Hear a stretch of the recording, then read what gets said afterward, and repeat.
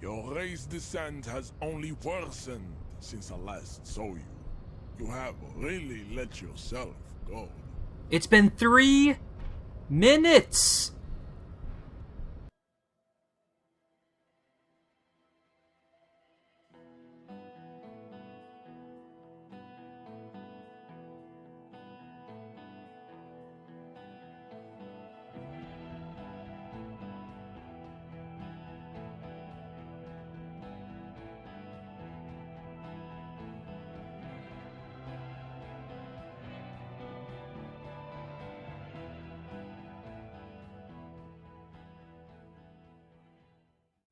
So after the Measurehead talk didn't go so well... Hello, Wandering Man. How can I help you? Sorry. Busy surveying the situation. I'm sure you'll figure something out. You guys have all sorts of gadgets these days. Wiretapping, telescopic batons, futuristic circuit bending to infiltrate harbor machinery. Maybe you could even knock that Kowalson crane over using some remote controls. Or calling in tactical air support. You guys have air support, right? I get it. Hush hush about the secret technology. Alright, I may have some advice for you on how to deal with Jean-Luc there, out of solidarity to the RCM. It's low in technology, however. First, don't fight him, obviously. Second, get him to share his theory by being subordinate. Admit your lack of expertise. Basically grovel. That's how I do it.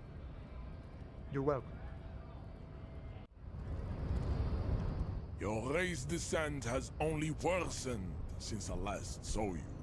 You have really let yourself go.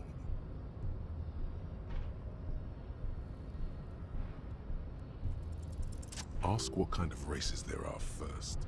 Classification is core to this stuff.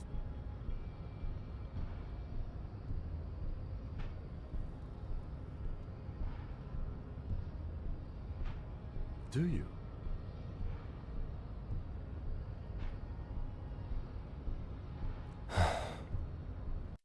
And I meant it. I had no intention of following Measurehead's beliefs, but I had to at least understand them so he would let me in the harbor. The jump for the jacket wasn't looking any more appealing, and I wasn't seeing any other options, so this was it. Do not deny your friend the truth you have denied yourself. There are 3 categories of race. Type A, the heroic races. Type B, the servile races. And the vile CF race cauldron of pederasty. Which one do you need education on? Here's some of the highlights from that enlightening conversation. The other large mondial civilization, the Mesk, are too yellow and oleaginous to count as a heroic race. True, they are violent and expansionist, but they have a glandular problem. Type B are the unheroic races, amorphous non-competitors of the great race. The Koikos and the Vacholier, they are mud-colored people. Types CF are a museum of failed chimeric experiments and tragic maladaptations. They are tortured creatures waiting to be put to sleep. Your morbid interest in them worries me.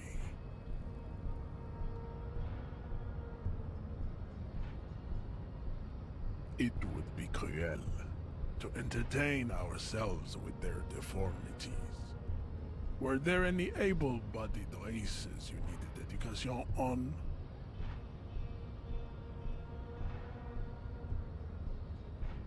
You understand nothing. To solve the great race enigma, you have to first ask yourself, what is the race enigma? You have not even worded the mystery, let alone solved it.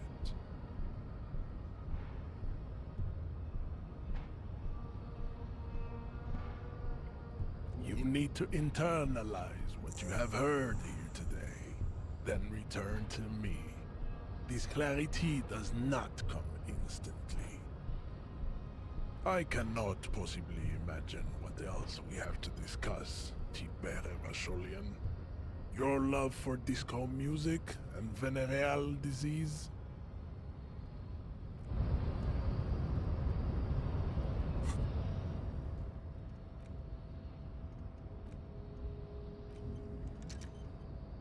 So with that uncomfortably in the back of my head, it was time to move on to more productive things. Having explored east of the Rags, as much as I could for the time being, I decided to head south. I met a vendor who doesn't seem to know anything, nice guy, but maybe a little too desperate to sell me clothing. I learned that the bridge going even farther south was closed until Wednesday. There was some sort of accident. I didn't think much about it at the time, but it would seem obvious later on. And then I got to the pawn shop. Might be a good place to look for my badge and gun. Why? What's this? A headless man riding a horse? A headless man wearing futuristic tracksuit trousers that say found. Oh, that's the headless phone rider. The headless phone rider. It's an urban legend about a man who rides the streets of Revachol sporting a fawn tracksuit. As you see, he's missing his head. 50 cents. Bargain priced. I'll throw in the tiny cap too. I think he's looking for it, or something. That part of the story has many interpretations.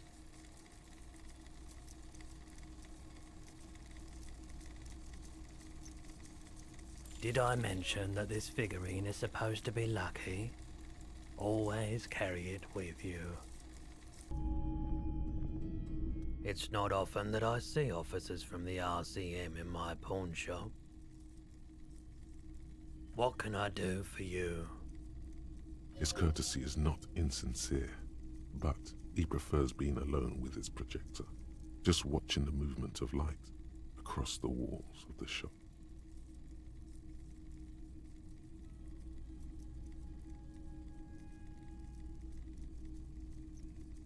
I haven't had any problems myself, though some of my customers have complained about inconsistent law enforcement. Who are your customers usually? All kinds of people come through here. Locals, travelers, people looking for a deal, people looking for a keepsake, people who are terminally bored.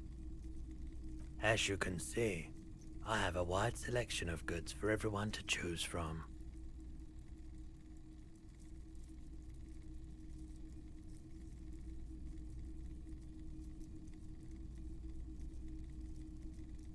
It keeps me entertained.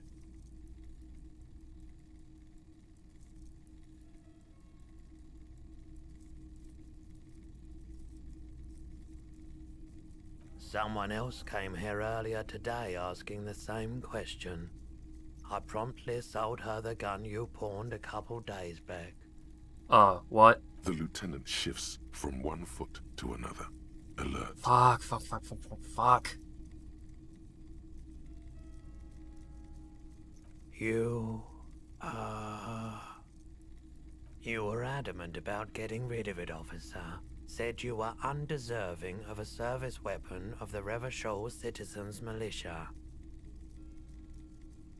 And I don't like keeping guns around the shop for long. Off the charts photon emissions. The unhealthy kind. He's not telling you the whole story. It seems he's trying to spare you. You weren't quiet yourself, officer. You were very distraught. You said the gun was a threat to your life and that you can't trust yourself with it tonight, and that you need the money. When I said that I don't normally buy firearms, you put the gun barrel in your mouth and sort of sucked on it. Then I agreed to take it. Very normal behavior. You must have been in great shape.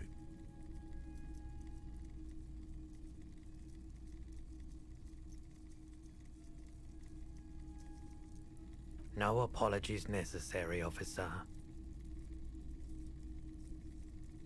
She didn't seem like a policeman, although she kept referring to herself as a pig, which was odd.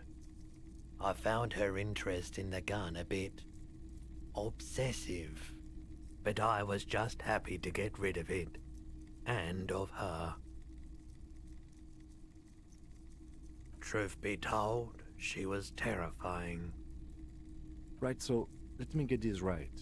You sold your sidearm, issued by the citizens' militia, and now a civilian is running around the streets of Martinez with it? Miraculously, his face does not reveal what's happening inside.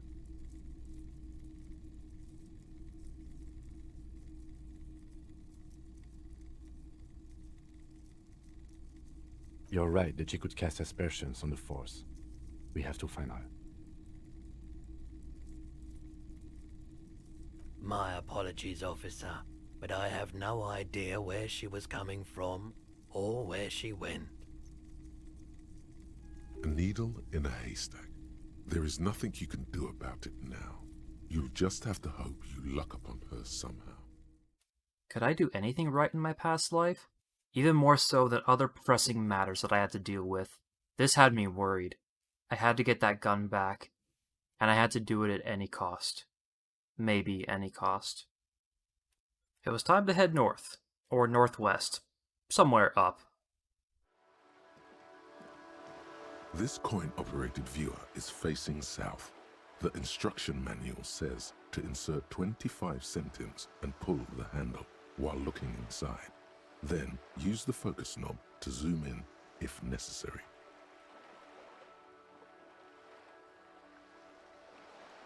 Your money disappears into the coin slot, a clunk, the ring of metal. The curtains on the display open. You lean in to catch the view. It's blurry, different blues and greens. In the middle of the shimmer stands a drab grey shape, like a ghost. The lenses shift. The ghost sharpens into an islet in the bay. In the ruins, a man-made structure is visible, a half-sunken sea fort, its concrete almost reconquered by nature.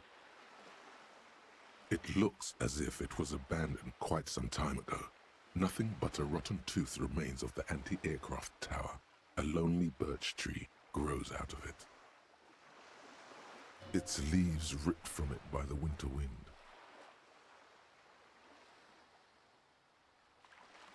Really?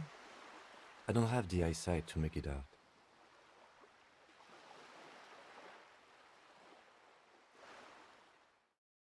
I stumbled upon the alleyway behind the crime scene, which had a few things in it. Kuno-S, unfortunately, a sort of cellar that was locked, and a perfect balcony to see the crime scene. It's been a week You now. see a young man on a balcony nursing a cigarette. His eyes have been following you for a while. Not looking for any trouble, officer.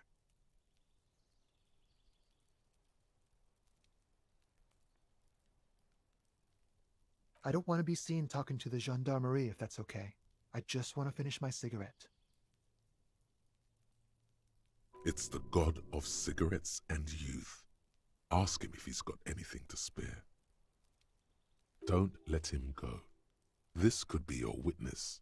The balcony has a great view of the whole thing. Is it really that important? Like a nervous cat, he keeps stealing looks at the neighboring windows. All right, but make it quick. Once I finish this cigarette, I have to run. I'd even go so far as to say that the view is a little too good, my dear gendarme. Do you have an estimate of when the body will be taken away? We will remove the body as soon as possible. Now tell us, Where were you last Sunday? Oh. You already asked me that, didn't you?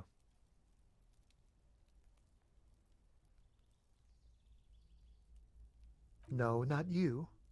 Some more muscular type. And when did you speak to this more muscular gentleman? Last week? I don't know. Look.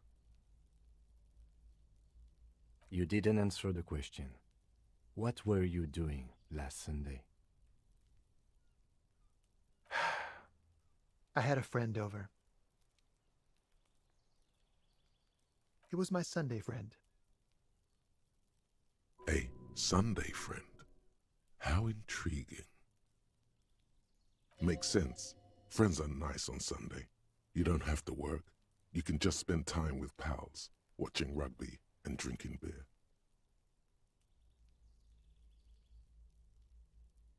He doesn't reply, gesturing no with his cigarette. In the neighboring windows, you can see faint reflections of his silhouette, all from different angles. My name? My name is Martin Martinez. Martin Martinez? Good local name. Let's go with that. No. We won't. Now, if you'll excuse me, I really need to get going. Time to bring out your secret charm. Tears and begging. Show him your emotional side. Throw yourself before his very feet like a dog. I guess the crying was less embarrassing than the alcoholism? I don't know. No, for God's sake, I don't want you to cry. Listen, I really have to go. Good luck with the investigation.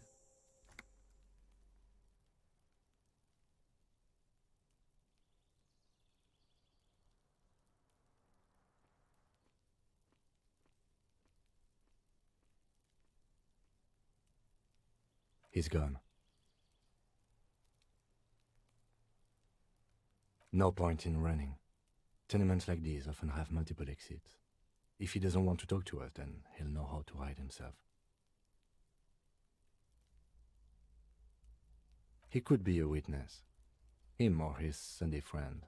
Either way, we need to look into that muscular type who's asking about our case. There has to be a way of getting inside the building. Once we've found a way in, we can ask around for his apartment. Did I mention that front door is locked? Because that front door is locked. On my way to the dock, I met a young woman named Cindy, insisted on calling herself Cindy the Skull. This young lady is like a less annoying version of Kuno and Kuno S. She vandalizes the street instead of dead bodies, so I guess that's less of a pain in my ass. She doesn't seem to know much about the murder right now, but there was something that tells me this girl would know a little bit more than she would let on. She seems very streetwise, like she gets around and knows people and knows things that happen, so maybe she'd be important later on. Maybe not. Time will tell. And then, unfortunately, Joyce. Representative of Wild Pines, another person here to make my life just a little more difficult.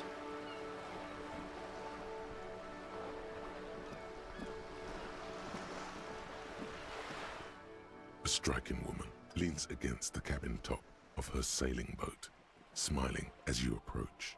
Her green raincoat glistens with droplets. A silk scarf is tied around her throat. Good afternoon, officers. I'm Joyce. Joyce L. Messier. I represent the board of Wild Pines, the owners of the harbour. You gentlemen must be from the RCM.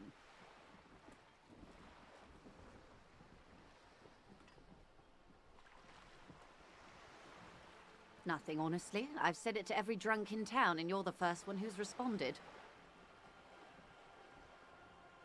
What is implied here? That you're a drunk?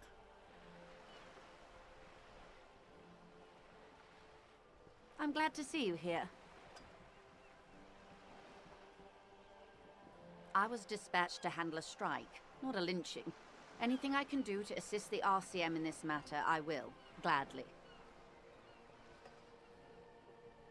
That is good to hear, madame. My colleague will take the lead on this interview.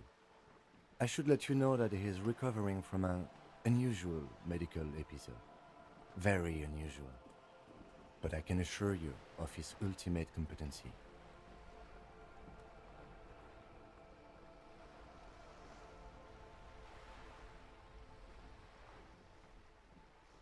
There's a trace of irony in his voice. Mischief, even. The lieutenant is hatching some scheme. How interesting. I wish you a swift recovery. In the meanwhile, you have my full cooperation, and the full cooperation of the Wild Pines group.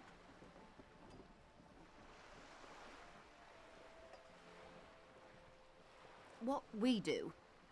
I'm afraid I don't speak for Wild Pines as a whole. It's a giant undertaking. The Pines' core competency is logistics. Container shipping, freight, that sort of thing. See those airships there, blinking? Those are the shipping side of things. And that is the terminal. Another subdivision deals with energy, oil and gas exploration, offshore platforms. She nods. Everything. Right up to, but not including, trade secrets. First, you'd have to repeal the Emergencies Act of Trade in Elements. That gives me the right to silence. It's quite the octopus.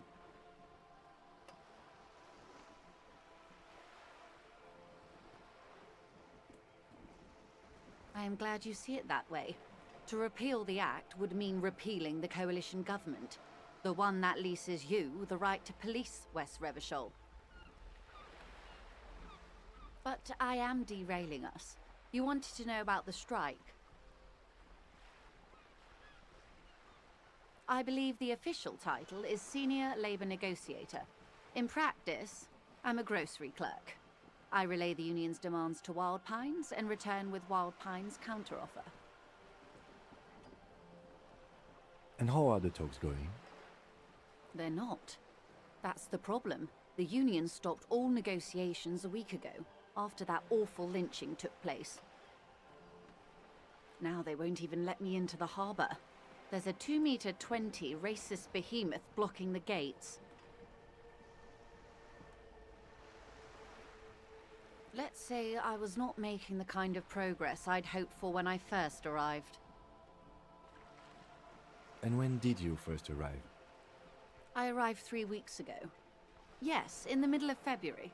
The bay was still partially frozen then. I prefer to do these things on site, like the RCM. But the strike began in December. I wasn't the original negotiator here. I took over after Mr. Gaumont hit a wall with Mr. Clare, the union boss. Mr. Clare refused to speak with Gaumont despite concessions he'd granted the union in prior negotiations.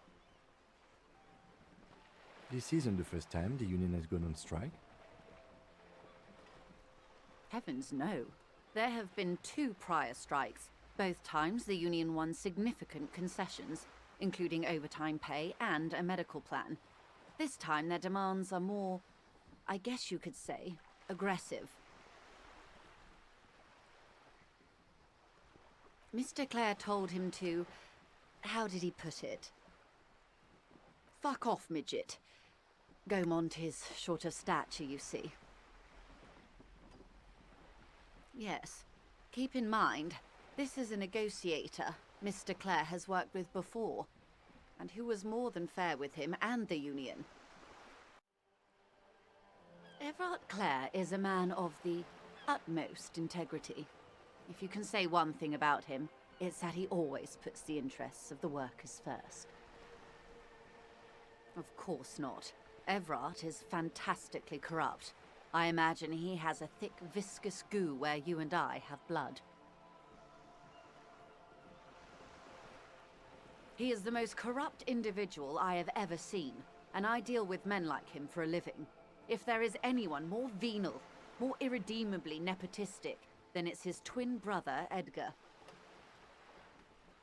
Yes, Edgar looks exactly like his brother, except for that lazy eye. He also talks exactly like Everard does, and when one's term as foreman is up, the other takes over. It's how they circumvent the term limits, you see, with a funny little switcheroo. While in office, they've embezzled God knows how much of their workers' dues.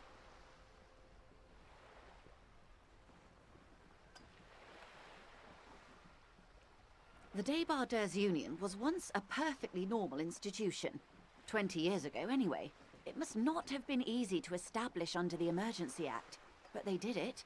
I can respect that. Organised labour at its best, as they say. Then something happened in the local chapter elections.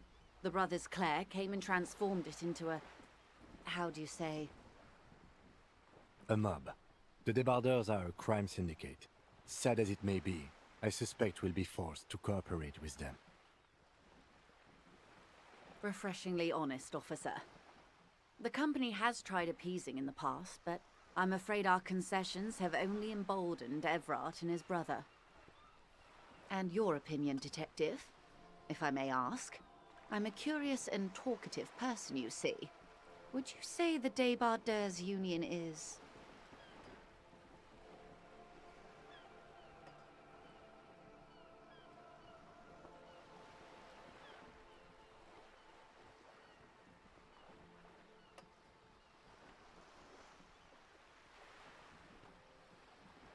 Of course, officer.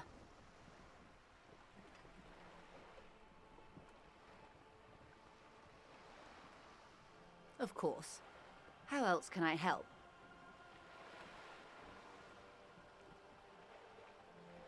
Quite a few things, I'm afraid.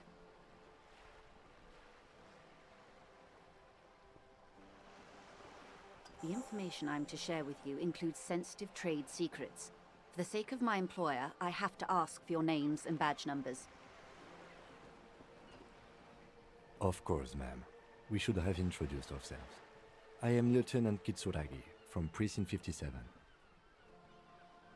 And this is my colleague from Precinct 41. I'm afraid he doesn't have his badge at the moment. I hope mine will suffice. How curious. Why is that, detective? Awkwardness washes over the conversation. The woman doesn't like this turn of events.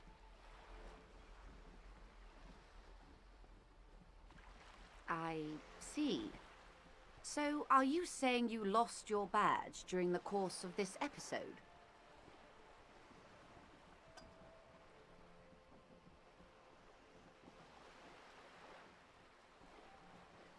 I can't hear you, darling. Speak up, please. Damn it, I didn't want it to happen like this. I wanted to tell Kim on my own terms, but it just kinda slipped out. She pinned me in a corner and she got me.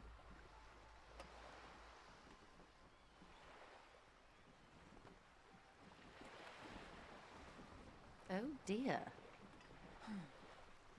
Some kind of encephalopathic amnesia. I don't even know how to respond. I do believe you, naive as that may sound. I simply can't imagine what you gain by faking such a condition. As I said, ma'am, his technique may be very unconventional, but he is an officer of the RCM. Of course, I sympathize, but I'm afraid I simply can't share anything more until I've seen that badge. Hang on. She's a professional negotiator. She should be open to some sort of mutually beneficial arrangement.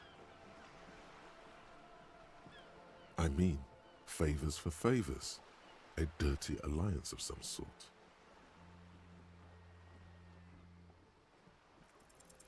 Easy. Just offer her a favor. Like I said, nice and dirty. I will be frank with you. If I'm going to break protocol, I need to be able to justify it to my superiors. They're going to want to see something very tangible. You're in, but expect her to drive a hard bargain. Reports from inside Terminal B suggest it's a hub for the local drug trade. This is an open secret in Martinez. The Union controls the terminal, so it goes to reason. They're profiting from this trade. The company has tried looking into this matter before, to no avail. Perhaps someone with your authority and resources might turn over the right stones. Or you can recover your badge, though if I may be blunt with you, it sounds like that may be a lost cause. Detective, a word in private before we continue.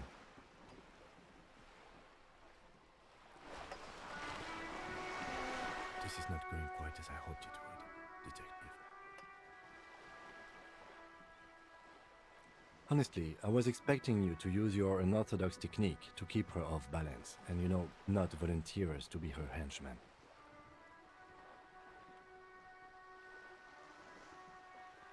This woman is running circles around us. She might have known about your misplaced badge all along, or she's simply an adept improviser.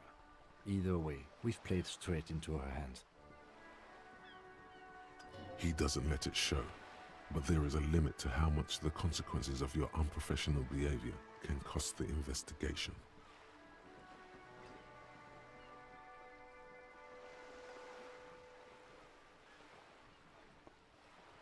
No. If there is reasonable suspicion, we must investigate. Otherwise, she could claim we're siding with the Union, or that we're on their take. We'd never hear the end of it. What I propose is, we ask her, then we investigate, briefly. But do not share the outcome of this investigation with her. We tell her it's done, and demand for her information on the lynching.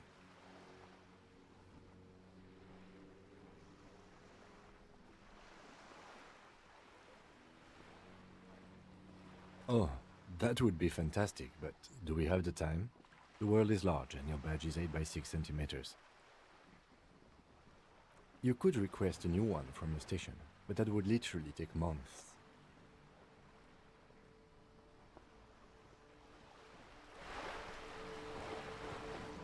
You're back.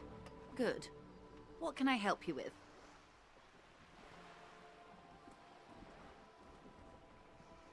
It's quite straightforward.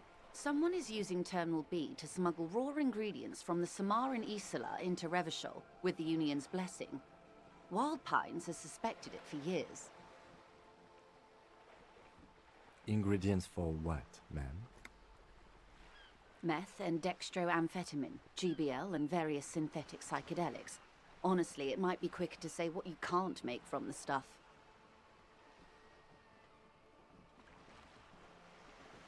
Yes.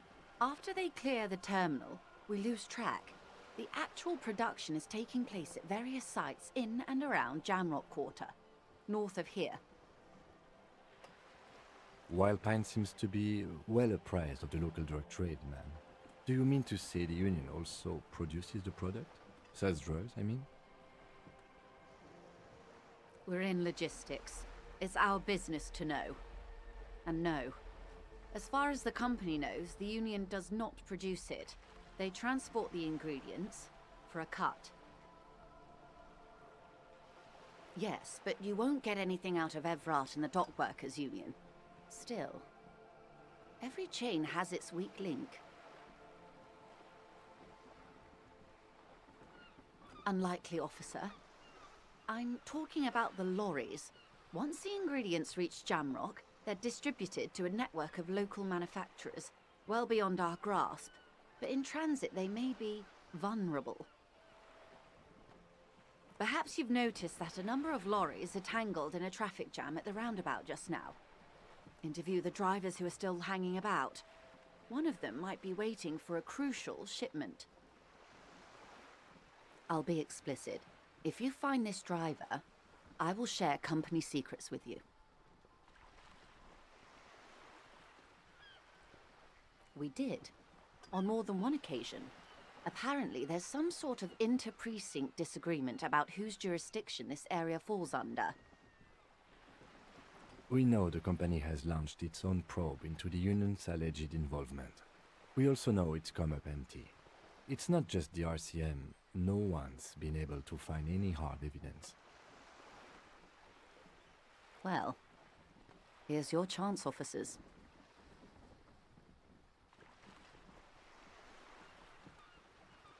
No. We asked East Motor Track to raise the drawbridge. The road company is a partner of one of our subsidiaries. However, this is a limited time opportunity. Once the complaint has been processed by the Trade Committee, they'll have no choice but to lower the drawbridge, and the operation will continue. Thousands of litres of raw ingredients will pour onto the streets of Revachol. Not the east across the river, but the west. The vulnerable, the weary. Well, at least this solves one mystery. What is that, Lieutenant? Why I had to call East Motor Track and beg them to open a drawbridge for me. I'd wondered since I first drove in, on my motor carriage. I am sorry for the inconvenience, Lieutenant Kisaragi, but we need them trapped here. This is a unique opportunity. I'm sure you understand.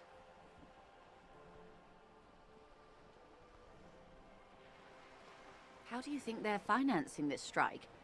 There are thousands of unpaid dock workers going strong for the 4th month straight. There was a shakedown of local businesses preceding the strike. Many were squeezed to bankruptcy to fund it. With all due respect to these desert cacti, the contents of a few cash registers cannot provide for 2,000 men. The local businesses can scarcely provide for themselves. Precisely. Smuggled out of that very gate at night, most likely, then loaded onto lorries and driven to Jamrock. You simply need to find one driver who will open up to you. Yes?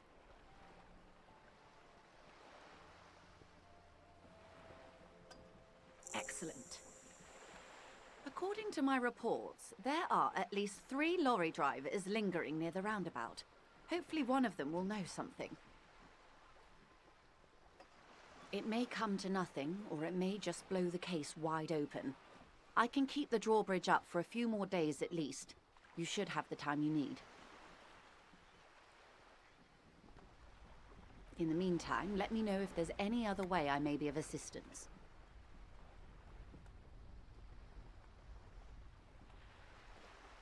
Of course, Detective. Take care.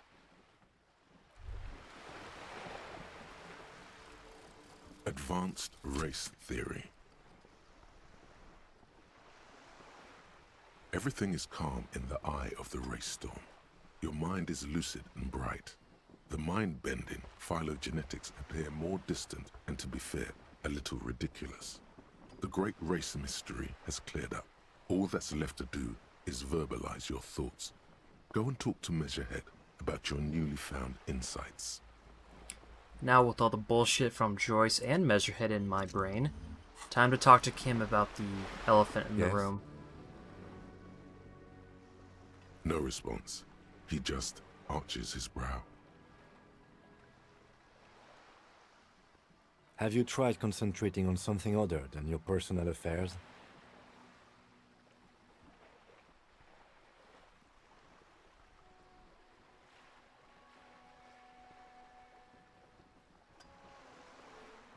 There is a sudden, harsh edge to his voice, like he's tired of hearing about your personal affairs.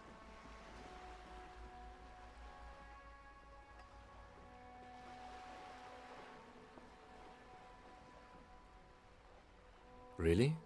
You look fine to me.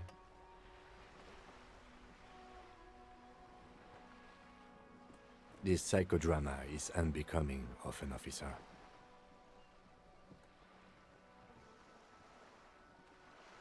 Then you should consider seeking medical attention.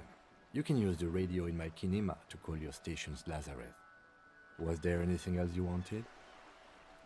Kim's response hurt. It was like a friend who always had your back. Until this very minute, when he stuck a pin in it. I don't know why he was acting this way, but it hurt. I hoped I wouldn't see this side of Kim again.